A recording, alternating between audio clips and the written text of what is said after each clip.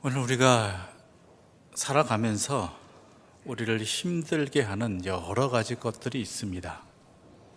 그런데 그 힘들게 하는 것들의 안에 있는 대부분이 갖고 있는 공통점 중에 하나가 뭐냐면 불안이라는 것입니다. 불안.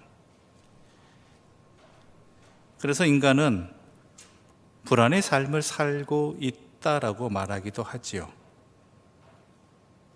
지금 우리가 살고 있는 시대도 예전과 다른 또 다른 불안으로 우리의 삶의 자리가 흔들리고 있습니다. 코로나19가 끝나면 회복될 줄 알았던 경제 위기는 더 심해졌습니다. 그로 인한 것인지 아니면 다른 요인인지는 모르겠지만 지금 또 세계는 전쟁으로 불안합니다. 처음으로 드러난 것은 우크라이나 러시아의 전쟁이었지만 이 전쟁이 끝날 기미가 보이지 않는데 지금 또한 팔레스타인의 가자지구에서 벌어지는 전쟁으로 이어지고 있다는 것이죠. 이 전쟁에 대한 해석 가운데 하나가 있습니다. 그것은 뭐냐면 이 전쟁은 특히 팔레스타인 가자지구의 전쟁은 우크라이나와 러시아 전쟁을 이용해서 자신들의 목적을 이루기 위한 전쟁이라는 것이죠. 즉, 세계 경찰 역할을 하고 있는 미국의 억제력이 지금 세계를 지탱하고 있는 게 현실인데 그 억제력도 한계가 있다는 것입니다. 미국이 우크라이나, 러시아에 힘쓰고 있으면 팔레스타인 지역에서는 힘을 쓰지 못하거나 아니면 적게 쓸 수밖에 없을 것이라는 계산하에서 벌어진 전쟁이라는 해석입니다. 만약 이 해석이 맞다라면 우크라이나 러시아 전쟁과 또한 팔레스타인 전쟁 이것으로 끝나는 것이 아니라 이 전쟁의 여파는 아시아 즉 중국과 대만의 전쟁으로 이어질 수 있다는 해석이 됩니다. 사실 인류 역사에서 다른 사람의 불안을 이용해서 자신의 이익을 취하고자 하는 사람은 언제나 있었습니다. 그런데 아이러니한 것은 인간의 공통적인 본성은 안정을, 평안을 추구한다라는 것이죠. 그래서 아이러니합니다. 불안한 현실과 안정을 추구하는 인간의 본성이 서로 대립될 수밖에 없는데 인간은 이 안정을 추구하는 본성 때문에 이 불안한 현실을 이기기 위해서 가짜 안정을, 진짜 안정이 아니라 가짜 안정을 취하는 것으로 피하기도 한다라는 것이죠. 그래서 일어난 사실을 부정하기도 하고 불안한 현실을 외면하기도 한다라는 것입니다. 지난해부터 올해까지 우리나라 국민들을 분노케 한 사건 중에 하나가 여러분도 아마 들어보셨을 것입니다. 아니면 그것에 관계되신 분도 계실 수 있겠죠. 아파트 부실 공사입니다. 믿을 만한 건설사가 시공하였음에도 불구하고 말도 안 되는 부실로 인해서 국민들의 분노를 일으켰습니다.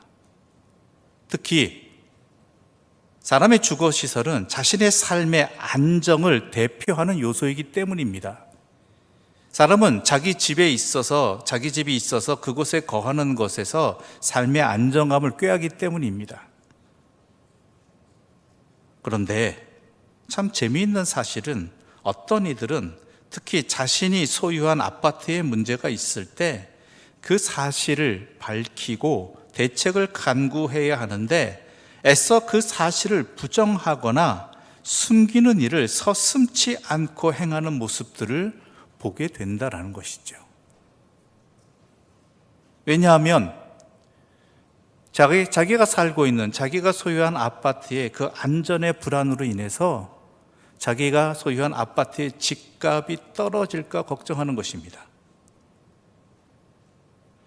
그래서 이 사람들은 주거의 안전보다는 가격의 안전이 자신의 삶의 평안을 지켜준다라고 생각하고 있는 것이지요. 그래서 집값으로 붙들고 있는 자신의 삶에 대한 안전이 흔들리는 것을 두려워하기 때문에 부정하거나 감추고 있고 또 드러나는 것을 매우 싫어하는 것입니다. 그런데 우리가 잘 알다시피 어떤 물건의 가격이 내 삶의 안정 요소는 될 수가 없다라는 것이죠. 하지만 불안한 현실이 우리로 하여금 헛된 것들이 내 삶의 안정 요소라고 스스로 속이거나 미혹되고 있다라는 것이 오늘 우리가 살고 있는 현실의 안타까움입니다. 우리 그리스도인들 또한 마찬가지입니다. 불안한 현실을 살아가는 건 마찬가지입니다. 그래서 우리는 소망합니다. 기도합니다. 어떻게 하면 이 불안한 현실 앞에서도 흔들리지 아니하고 굳건하게 살아갈 수 있을까? 특히 그냥 살아가는 것이 아니라 그리스도인으로서 그리스도인답게 참된 평안을, 안전을 누리며 살아갈 수 있는 길이 과연 무엇일까라는 것이죠.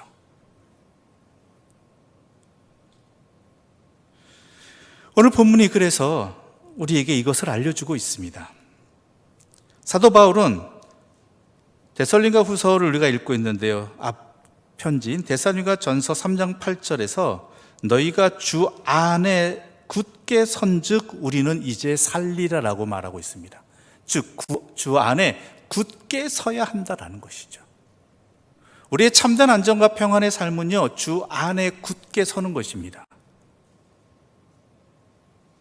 그렇다면 주 안에 굳게 선다는 건 도대체 뭐냐라는 것이죠. 주 안에 굳게 선다라는 것, 어렴풋이 다가오는 느낌이 있는데 이거를 정확하게 어떻게 표현하면 좋겠냐, 이게 구체적으로 어떻게 말하면 좋겠느냐라는 것입니다. 특히 주 안에 서 있는 우리 그리스도인들을 흔드는 사탄의 계략은 우리에게 항상 있습니다. 근데 그 계략이 목적이 무엇이냐? 주 아닌 다른 것 앞에 서게 하는 것입니다. 아니면 주 앞에 서지 못하게 하는 것이죠. 그런 것들을 분별하고 지키면 그것은 우리로 하여금 영원한 평안 속에 살게, 굳건하게 서게 할 것이고 편안하게, 안전하게 살게 할 것입니다. 오늘 본문 13절과 14절을 함께 읽어보겠습니다. 13절과 14절입니다. 주께서 사랑하시는 자 형제들아, 우리가 항상 너희에 관하여 마땅히 하나님께 감사할 것은 하나님이 처음부터 너희를 택하사 성령의 거룩하게 하심과 진리를 믿음으로 구원을 받게 하심이니 이를 위하여 우리의 복음으로 너희를 부르사 우리 주 예수 그리스도의 영광을 얻게 하려 하심이니라. 아멘. 바울이 말하는 참된 평안, 안전한 삶은요, 그리스도인으로서 굳건하게 설 수 있는 삶은 어떤 삶이냐? 감사하는 삶이라는 것입니다. 감사하는 삶. 즉 감사가 무엇을 살기 때문에, 무엇이 좋기 때문에 감사하는 것이 아니라 감사가 나를 살게 한다라는 것입니다. 감사가 나를 주 안에 굳게 서게 한다라는 것입니다. 그러므로 사탄은 어떻게 하겠습니까? 우리에게 감사를 잃어버리게 하거나 아니면 헛된 것을, 진짜 감사해야 될 것이 아닌 다른 것을 감사하게 미혹시킨다라는 것이죠. 그렇다면 여러분 한번 생각해 보십시오. 여러분이 평소에 감사한 것들은 뭐가 있습니까? 이 말씀은 여러분들은 감사를 잊지 않는 삶을 살고 있다라는 전제하에서 말씀드립니다. 혹시 지난 한 주간 나의 삶을 돌아봤을 때 감사를 잊어버린 삶이었다, 내가 감사를 한 적이 별로 없는 것 같다라면 그것부터 회복해야 되고요, 그 다음으로 내가 도대체 무엇을 감사하며 지난 한 주간을 살았는가를 살펴보시기 바랍니다. 생각해 보시기 바랍니다. 오늘 바울 사도는요, 데살로니가 교회 성도들을 생각하면 하나님께 감사하지 않을 수 없다라고 이야기합니다. 이야기는 바울 사도도 감사하지만 데살로니가 교인들로 하여금 이것을 감사하라라고 말하고 있는 것입니다. 하는 일마다 잘 되었기 때문에 감사하는 것 아닙니다. 인생의 모든 두려움과 그림자가 사라졌기 때문에 감사하는 것 아닙니다. 우리 13절을 보게 되면은 마땅히 하나님께 감사할 것은 하나님이 처음부터 너희를 택하셨다라는 것입니다. 즉, 우리의 감사는요, 하나님께서 태초부터 나를 택하셨다라는 것입니다. 내가 택함을 입은 사람이다. 이것을 감사할 수 있어야 된다는 것이죠. 즉, 심판받을 자들과 멸망할 자들을 분별해서 대비해서 우리를 택해 주셨다는 것입니다. 그런데 태초부터라는, 처음부터라는 것은요, 이 택함이 우리가 무슨 자격이 있거나 아니면 어떠한 공적을 쌓았기 때문이 아니라 뭐예요? 전적인 하나님의 은혜라는 것이죠. 내가 자격 없음에도 불구하고, 하나님께 무엇을 한 것이 없음에도 불구하고 하나님께서는 나를 택해 주셨다라는 것입니다. 그것을 분명히 한다면 우리는 감사할 수밖에 없다라는 것입니다. 이것을 감사해야 된다는 거예요. 그런데요, 이것은 하나님의 택하심에 응답한 사람들만이 알 수 있는, 깨달을 수 있는 감사인 것입니다. 이게 굉장한 특징입니다. 분명한 특징입니다. 부르심을 입은 사람은 많습니다. 그런데 뭐라 그래요? 택함을, 여기에 응답한 사람들은 적다라는 게 우리 주님의 안타까움이죠. 그런데 이 택함에 응답한 사람들은 분명히 알게 됩니다. 왜 감사해야 되느냐? 하나님께서 나를 먼저 택하셨다라는 것을 깨닫게 되는 것이죠.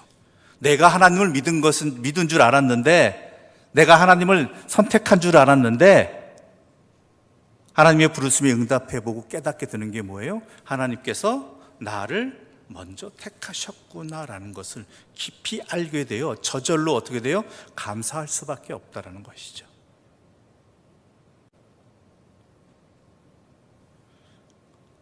예레미야 1장 5절엔 이런 말씀이 기록되어 있습니다. 우리 함께 읽어보겠습니다. 내가 너를 모태에 짓기 전에 너를 알았고, 내가 배에서 나오기 전에 너를 성별하였고, 너를 여러 나라의 선지자로 세웠노라 하시기로. 택하심이 전적인 하나님의 은혜이고 주권이라는 것입니다. 우리는 그 부르심에 응답할 수 있었을 뿐이라는 것이죠. 그러므로 우리는 감사할 수밖에 없고요. 그 감사는 어떻게 나타나게 돼요? 은혜를 입었으니까 거룩한 삶으로 이어지게 된다는 것입니다. 즉, 우리가 거룩한 삶을 살고 싶다. 그렇다면 무엇에 기반이 두어 있어야 되느냐? 하나님께서 나를 택해 주신 것에 대한 깊은 감사가 밑바탕이 될 때에 그 택하심을 입은 은혜에 합당한 삶을 살기 위한 우리의 여러 가지 응답이 있겠죠. 그것이 바로 거룩한 삶이 된다라는 것입니다. 또한 우리가 감사해야 될 것은 뭐냐면 14절을 우리 다시 한번 읽어볼까요? 14절입니다. 이를 위하여 우리의 복음으로 너희를 부르사 우리 주 예수 그리스도의 영광을 얻게 하려 하심이니라. 아멘. 우리를 거룩하게 하시고 택하신 이유는 우리를 구원하시기 위하심입니다. 그런데 구원하셔서 우리가 어떻게 되기를 원하느냐? 주님의 영광을 얻게 하기 위함이다라는 것입니다. 즉, 이를 좀 더 쉽게 풀이하자면 우리를 통해서 하나님이 영광을 받으시기를 원하신다라는 것입니다. 하나님은 충분히 스스로 영광을 얻으실 수 있는 분입니다. 그런데 우리를 사랑하셔서 우리로 하여금 하나님께 영광 돌리는 하나님의 도구가 될 수 있게 해 주셨다는 거예요. 사용해 주셨다는 거예요. 내가 무엇이간데? 나는 보잘것없는 사람이, 세상적으로 봐도 나는 보잘것없는 사람이잖아요. 근데 하나님께서는 우리를 택하여 주셔서 하나님께 영광 돌리는 그러한 하나님의 사람으로서 살 수 있게 해 주셨다는 것이죠. 그게 뭔지 아세요? 세상을 향한 하나님의 복의 통로가 되는 것입니다. 하나님께서는 충분히 모든 세상에 복을 주실 수 있는 분입니다. 그런데 어떻게 해요? 우리를 사용하셔서 하나님의 복이 세상에 선포되게 전해지게 해주셨다는 것이죠. 나를 그러한 도구로 삼아주셨다는 것, 그러한 일꾼이 되게 해주셨다는 것입니다. 하나님의 영광에 동참할 수 있다는 것은요, 인간에게 가장 큰 기쁨입니다. 큰 감사할 일입니다. 그것도 어떻게 해요? 하나님께서 태초에 나를 택하셔서 구원하여 주시고, 그래야 하나님의 영광에 동참할 수 있는 자로 삼아주셨다라는 이것을 감사해야 된다는 거예요.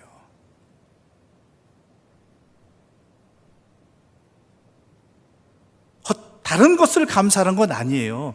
물론 다른 것도 감사할 수 있습니다. 내가 건강한 것, 내가 오늘 하루도 살아갈 수 있는 것, 이 모든 것들을 감사할 수 있겠지만요, 그건 상황의 감사잖아요.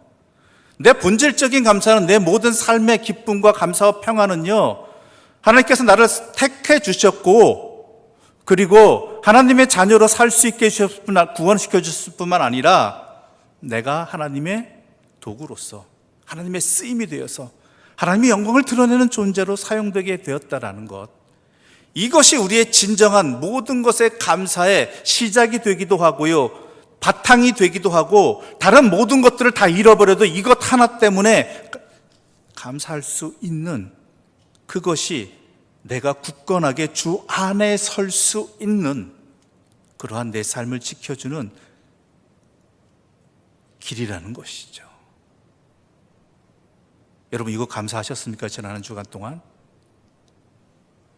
하나님께서 나를 택해 주셨다라는 이것에 대한 깊은 감사가 나에게 다가왔습니까?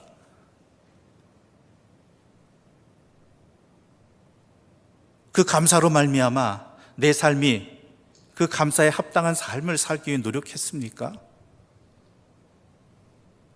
또한 내가 그런 은혜를 입은 자로서 하나님의 영광을 드러내는 하나님의 통로로서 세상을 향해서, 나의 사랑하는 이웃들을 향해서 그렇게 살아가고자 했느냐라는 것이죠. 안 그러면 우리는 주 안에 굳게 설 수 없습니다. 이것이 바로 우리의 삶을 굳건하게 서게 해주는 길입니다. 또 하나 사도 바울은 이야기합니다. 15절 말씀 우리 함께 읽겠습니다. 15절입니다. 그러므로 형제들아, 굳건하게 서서 말로나 우리의 편지로 가르침을 받은 전통을 지키라. 예. 두 가지 단어가 나옵니다. 굳건하게 서야 된다. 그리고 붙잡으라는 것이죠. 지키라라는 것입니다. 지키라. 무엇을요? 말씀을 굳건히 잡고 말씀을 지키라라는 것입니다.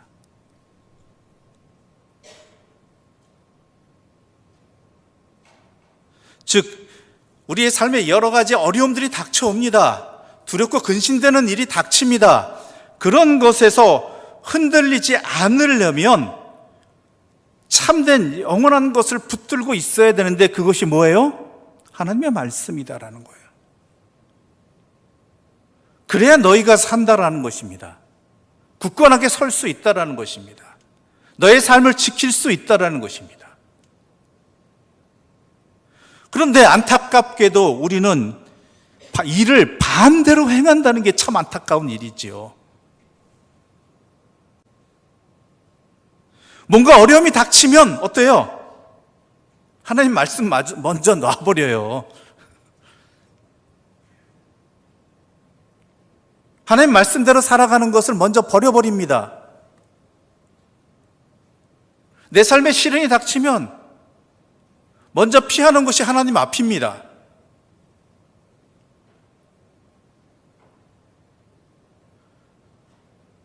가끔 이런 분이 있어서 안타깝습니다. 내가 참 어려움을 지금 겪고 있습니다. 힘든 일이 생겼습니다. 그래서 잠시 예배를 못 드리겠습니다 라고 말하는 분들이 계십니다. 내가 사람들을 만날 형편이 안 됩니다. 여러분, 이건 해결책이 아니라 반대로 가는 거예요. 더욱 하나님 앞에 서야 되고요, 주의 말씀을 붙들어야 되는 거예요. 이 형편이 나아지면, 이 위기가 사라지면 내가 그때 열심히 하겠습니다. 아니에요. 도리어 내 삶을 흔들어 버리는 것이란 말입니다.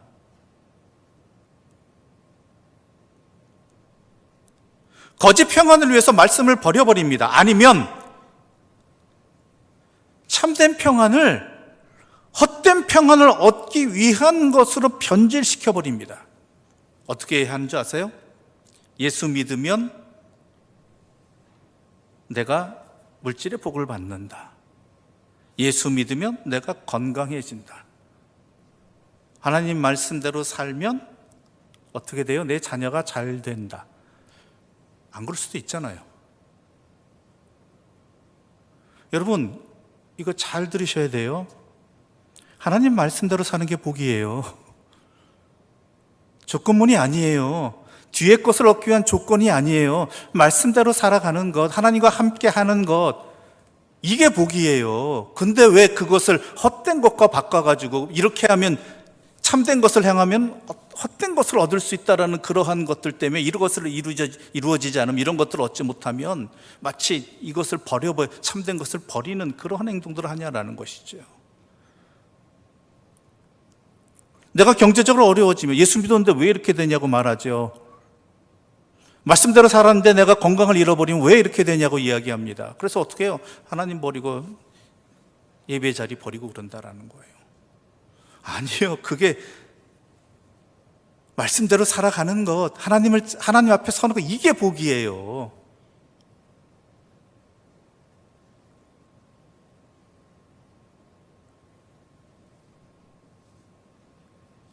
살아가는 동안 우리는 수없이 많은 갈림길에 서게 됩니다. 어느 길을 선택하느냐에 따라서 우리의 인생이 달라질 수밖에 없죠. 그래서 우리는 하나의 길을 선택해야 돼요. 우리 모든 길을 갈 수가 없어요. 가다가 이게 아니었네? 다시 처음부터 인생을 돌아갈까? 안 된다라는 것이죠. 그럴 때 하나님께서는 우리에게 어떤 길을, 말씀을 통해서 우리가 걸어가야 할 길을 알려주시는 분입니다. 또한 걸어가면서도 우리가 흔들리지 아니하도록 붙들어 주시는 하나님의 말씀이 우리와 항상 함께 있습니다. 그래서 말씀 위에 굳게 서야 되고요, 말씀을 지키며 살아가는 것, 그 어떤 상황이든 흔들리지 않고 말씀과 함께 하는 것, 놓치지 않는 것, 이게 우리의 삶이 주 안에서 굳건하게 살아가는 길입니다. 참된 복의 길입니다. 참된 평안의 삶입니다. 그래서 사도 바울은 형제들아 굳건하게 서서 말로나 우리의 편지로 가르침을 받은 전통을 굳건하게 서서 지키라라고 권면하고 있는 것이지요.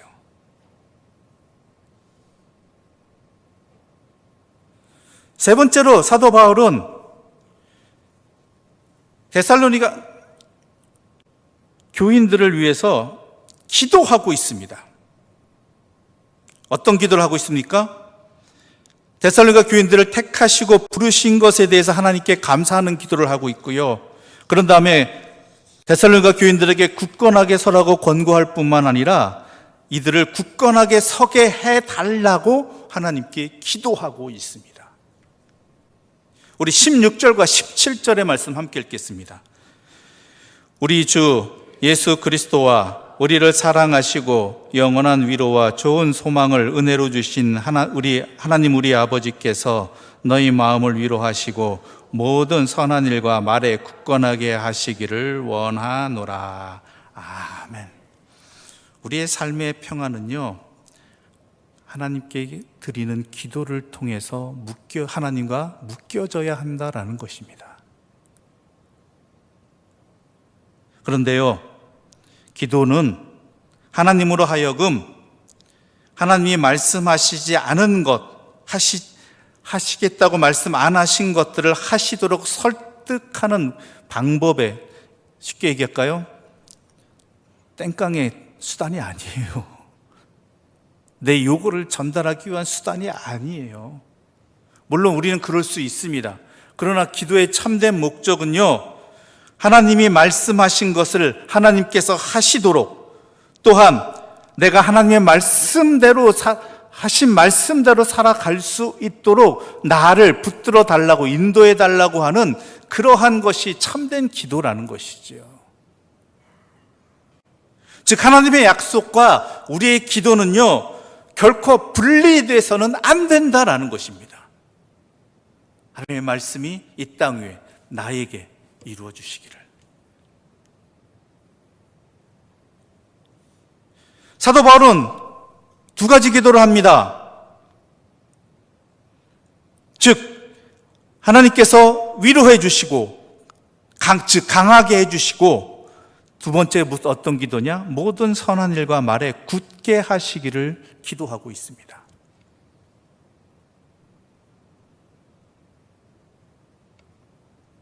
즉 우리로 하여금 하나님의 말씀대로 살아가는 일, 또한 하나님의 말씀을 전하는 일, 이런 것들을 굳건하게 해달라고, 지키게 해달라고 기도하고 있는 것이지요.